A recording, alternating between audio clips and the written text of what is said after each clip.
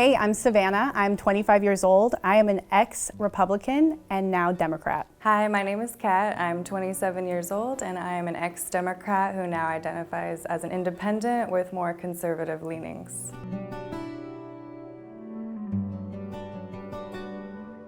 Where did you grow up? I grew up in northern Indiana on the outskirts of a city. I was basically in Elkhart, Indiana, 30 minutes away from the Amish, from Shipshewana. My house was at the end of a cornfield in the middle of like a woods, so I grew up in a small town in the Midwest. So I grew up on an island north of Seattle called Whidbey Island. Yeah, it was super small. Our main town, Langley, is about 2 streets, and I grew up without television, so I have a little bit different background. I grew up with lots of nature and the radio station. When did you first learn what politics were? I think I first learned about politics from my dad when I was like 6 or 7 years old, because he would make jokes. Like he would make like little one-line punchline jokes about like other political parties.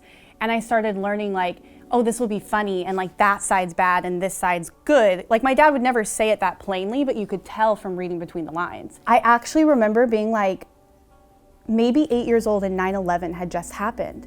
And I was driving with my mom, we were stopping off at a fast food place.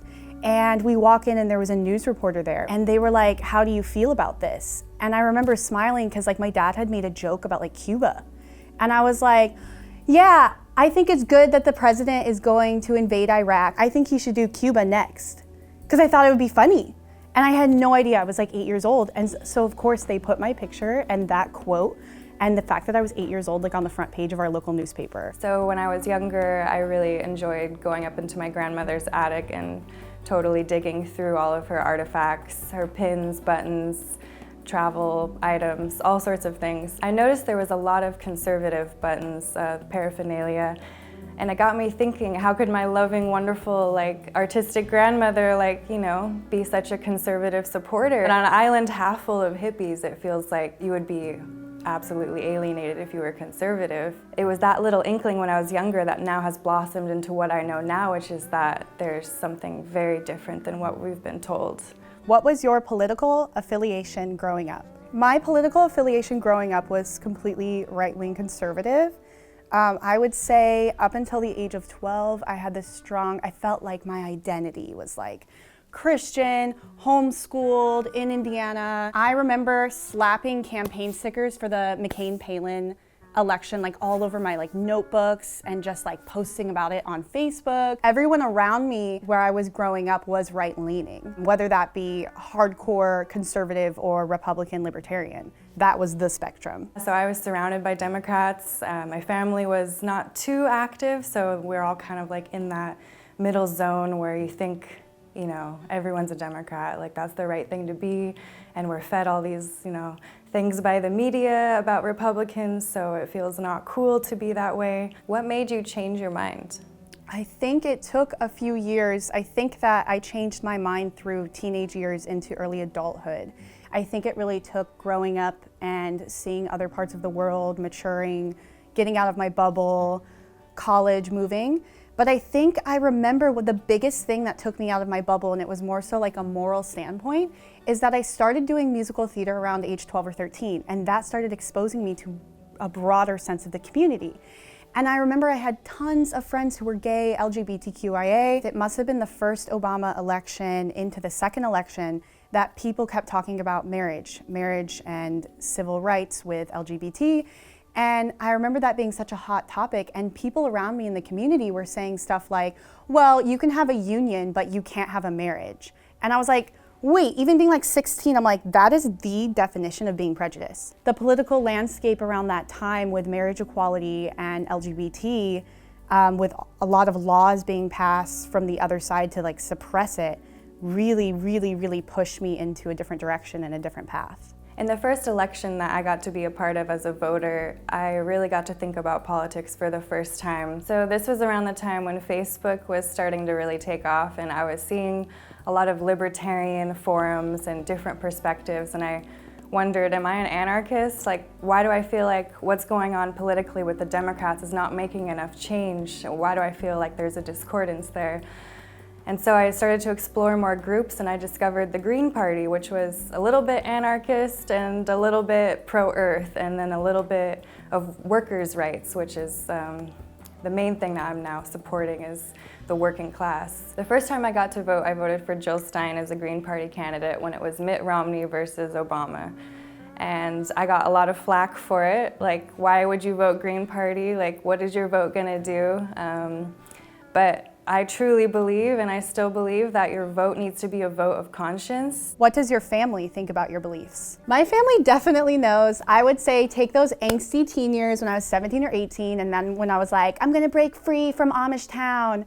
I definitely use that as a way to poke and jab at my parents. I would love to sit down with my family and have a more mature, older conversation, but being in my younger years, I feel like I've directly been told things like, oh, I remember when I went to college and thought I was a liberal too, and then I grew up and I learned, and it's like, it's so demeaning. I think the older I get and the more like healed I get myself, that I realize a lot of people's reflections are projections of their own understanding. In the beginning, my family has been kind of individualistic when it comes to politics, like it's your personal matter.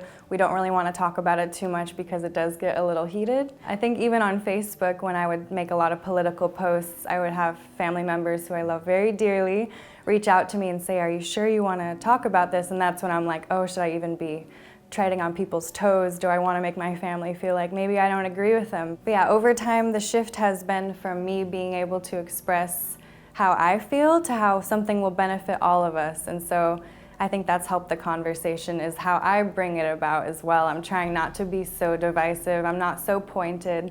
I'm trying to be like, okay, I understand where you're coming from, and that together, like, we can get to the same destination. What does your party stand for? My party, I feel like, is going through an identity crisis. Party has folded in on itself. So I feel like what I define as my party for Democrats is a little up in the air. Like media-wise, they want me to say it's like caring, more like sociologically involved and like progressive, but at the same time, I haven't seen it be. Ideally, my party would stand for independence and an entity that is not enchained by another entity above them. Ideally, my party would not be paid off by billionaires, paid off by world banks, paid off by other countries, paid off by lobbyists and corporations. Where I fall on the spectrum between libertarian, conservative, and Justice Democrat, social democrat, whatever you want to call it, is absolutely liberty. It's absolutely patriotism. It's healthcare. It's clean water. It's clean food. It's these basic rights. And then it's looking back at natural law and our Constitution and going back to the foundation. So I feel like that structure can fit into several different parties. It's ultimately, who is the party benefiting? Is it the corporations or is it the people? And so I'm all about the people, and any party that is for the people, the working class people, and our rich fellows, all of the people, because all of the people deserve to have equal benefit from the government's labor. What do you think is the biggest misconception about your political party? I would say the biggest misconception about Democrats is a lot of misconceptions that are made to perpetuate stereotypes. Every single person is like this feel-good, do-gooder that just loves to pat their own back and cry in a corner. That's like such a stereotype for Democrats. To me, that's not what I've experienced. I've experienced a lot of, it's almost like Democrats have been associated with being feminine. So it's like they're too soft, they're too emotional. There can be extreme courage within softness, and people don't get that. The main fear I have as being more conservative now is being mistaken as a racist, as a anti-human, as a non-intelligent being. I've heard all sorts of things about conservatives. It's fascinating to hear how both sides have a very warped perspective of the other. By dehumanizing anyone, it just hurts yourself. Like, ultimately, our end goal is unity, and the more we sit around and try to paint the other person as an animal, the longer it's going to take to get to where we need to go. And you look back in history and all the terrible things that have happened, they've used dehumanizing tactics to make people feel like they have a certain supremacy and a privilege to believe what they do. And so we've got a great painted landscape of division because of the media thinking that one side is evil. What is one thing you would change about your political party? People pretending like they're so awake and so self-aware that they literally shoot down every single person who is actually trying to help them in their community. There was actually a time online where I got into a small argument with a few people, and out of nowhere it turned political. Then out of nowhere, I remember I was in like a Home Depot or some place that didn't have phone signal, and I was doing stuff. I come out 45 minutes later and I had hundreds of notifications, personal messages, all this stuff. They had gone back into photos of mine from like 10 years ago when I was 12 years old, and it was a picture of me at a Sarah Palin rally in Indiana. And they basically had posted it everywhere saying like, look at you, you white Republican, you privileged bitch, like all this stuff. And I said, okay, I hear you, I'm listening, let's talk. And they're like, where's my apology? You aren't responding because you don't care. And it was like, there was nothing I could say, do, speak, anything like that would remedy the situation, any angle I would take. And then on top of it, I was being doxxed. I was being threatened on private message. And it was just insane to me because I felt like we actually deep down had similar morals and on the surface voted for the same party. So it was a total mutiny that was a triggered chain reaction just by emotions. It was so, it's been like 5 years and I still think about it. I wish I didn't. So for conservatives, the main thing that I would address is just understanding where the liberals are coming from. Like someone like me who grew up on an island with a radio instead of television and who was surrounded by other liberals, like, I'm not an evil person because of that. And only upon my discovery of conservative values did I see that we both have a warped perspective of the other, and that the only reason I felt that opposition from conservatives because they thought the same about me. And so now at the end of it, I'm seeing, okay, conservatives, like, I understand you think the liberals are communists. I know you think they're gonna take everything from you and your guns, but we actually all kind of want the same things. And at the end of the day, you just gotta give people time to come out of the cave. You gotta give them time to come from where they're coming from. And all of us are going to the same place, and I think we all need to just be on an individual level first and then come to the table with what we have to offer politically. What do you think about our current political climate? Among the death threats, emotional labor, and everything, I started seeing that there's not really any winning. I think the conversations I have now politically is that this whole liberal Republican deal is binary, and it is a purposeful either or black and white situation to pit people against each other. So many things in politics now are just an emotional trigger on purpose to get people to vote a certain way. And I think that if you can strip away those labels and strip away those preconceived notions and talk to someone human to human being, take away jokes, take away trying to be mean, any whatever adjective, and speak soul to soul, that then you can start listening. And I also think it's very important to ground yourself. And if that person wants to start ranting for an hour, let them rant. They want to go through different emotions. And until they're ready to be at a grounded point to actually talk, then you can listen and react back and forth respectfully. The main way I feel about this political climate is that I cannot wait for it to be over, and I want to be like beyond 2020. Like, I'm sorry, we just wasted 3 years on this Russiagate hoax on behalf of whatever people are trying to cause mayhem in our government. Where's been changes on our healthcare? If you really wanted a third-party opponent, were you out doing grassroots campaigning? Like, what kind of action have we done? It's sad, and ultimately it's okay because it's exposing what is supposed to happen. It's exposing this is what our country is right now. I'm sorry, like, it might be a big cesspool, like, metaphorically, but Donald Trump is the pot stirrer. He is stirring the pot, and it needs to be stirred, otherwise it would just be stagnant toxicity, and we would have no change in the current establishment.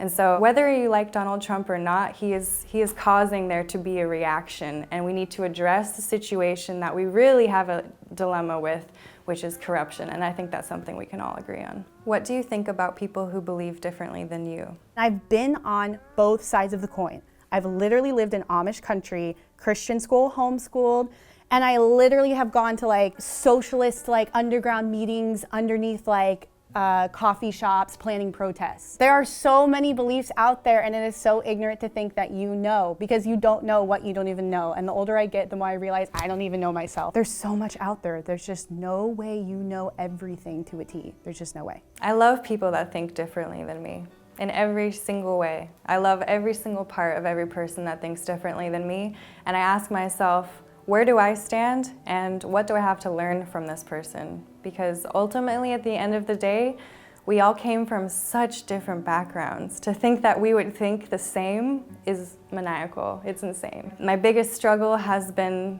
knowing that I don't know everything. If we do have room to grow, it's in the room of discussion. And the more we talk, the more we open ourselves to a compassionate dialectic where we're not in fear of what we're gonna say is gonna get us into trouble. That's where unity is feeling like, okay, I feel safe to be able to say, hey, like I think differently than you, and what can you tell me to make myself maybe think, hey, I have more of the picture now? Because we don't have all the picture. We're constantly learning, like every single day, and until we're dead, we're gonna learn.